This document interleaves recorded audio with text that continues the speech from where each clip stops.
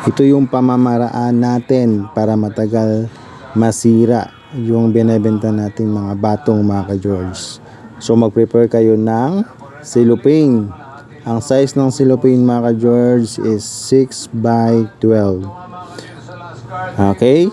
6 by 12 na cellophane mga ka-George. Diyan po natin ilagay yung batong. So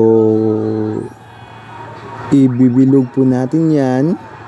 Tapos ipasok po natin dyan sa 6 by 12 na cellophane nang sa ganon matagal po siyang masira. Nang sa ganon hindi rin tayo malulugi sa binebenta nating gulay. Kasi sometimes nalulugi tayo pag madali tayong masiraan ng gulay.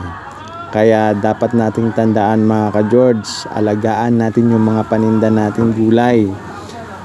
At diskartihan natin mga ka-George ng matagal masira para hindi tayo malugi sa binebenta nating mga gulay mga ka-George. Kaya yun mga dapat nating tatandaan.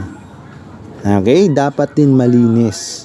Kasi pag malinis yung gulay na binebenta natin at malinis yung area na binebenta natin, possible ma-encourage yung customer na bibili sa'yo kasi malinis at maganda tingnan yung gulay na binebenta mo.